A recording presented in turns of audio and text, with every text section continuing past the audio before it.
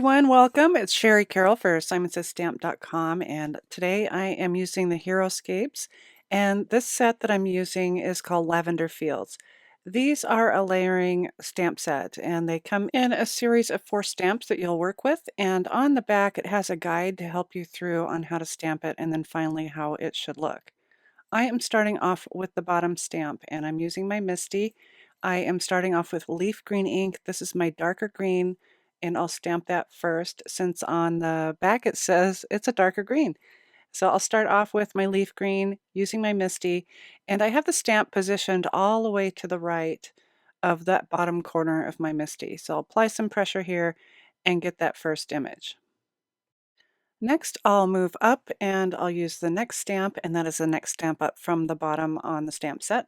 And again, I'll put that into my Misty and align that right to the right-hand corner. And for this one, I'm using green apple ink. So once I have that inked up, I'll make sure that my paper is set in my Misty just where I want it. And using my sleeve, I can press down real well. And now I have 2 tones of green.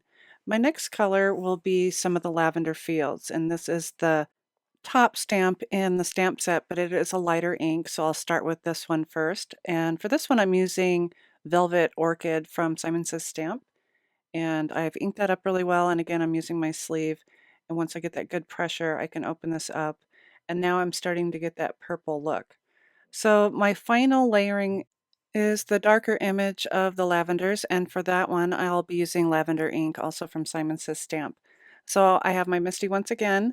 Everything has stayed in place, and I have aligned this to that bottom right corner. I've inked that up really well, and now I can start to get some of the shadows of those lavender fields, giving that a good press. And I'll lift this out and show you up close what that looks like. So now you can see that I have light areas and dark areas of both. I am making a background. I thought I would do some ink blending, and I'm going to do a sunrise or sunset. And I have a larger piece of paper that I'm working with. And for my first color, I'm using spiced marmalade in a circular pattern. And then I'm moving on to some broken china and just kind of going around that. I really don't want it to blend because I don't want any green color in there. So I'll use a little bit of the broken china randomly here and there just to get some color down onto my paper. I'll continue moving up the page. I'll be trimming this up once I get a little bit of color going on. And here I'm introducing some of the wilted violet. I do want to kind of pull some of the purple color into the background so that it goes really well with my lavender fields. Once I've gotten an idea of where I'm going to have the sun set, I can start adding in a little bit of darker color and really intensifying the colors that I already have. So here I'm using some chipped sapphire, and I'm going to put this down just so I can see where everything will blend. I'll go back in with more chipped sapphire, also peacock feathers, and more broken china. So I've added a little bit of water and I'm blotting that off. And I'm going to go back in with some broken china while the paper's still damp. And this is really a fun technique. So it'll darken those areas that I just had wet.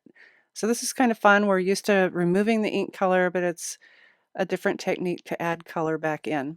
The blending brushes that I'm using are from Simon Says Stamp, and so I'm using one for each color family that I'm working with. So this one I'll use for pinks and purples, and also my blue one I'll use for blue.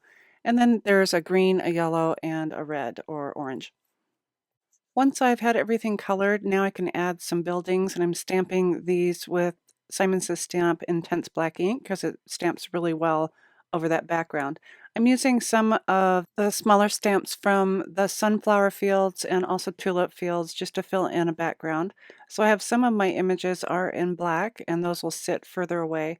And also there are some clouds that I'll be using, and I'm using the Simon Says Stamp white pigment ink. This is really fun to use because eventually the ink will kind of show through from the background into the white cloud. I've stamped a couple trees that I'll be adding to my card, and I'll set one behind my field and then one with a little bit of foam tape on top. These were one of the easiest layering stamps that I've used because you can line everything up down in the bottom corner of your Misty, and it turns out just really beautiful. The background turned out great also for this card, using some of those purples in there and also those blues, and I have either a sunrise or a sunset. I hope you've enjoyed this quick tutorial on how to use the HEROSCAPES layering stamps from Hero Arts, and as always, thanks so much for watching.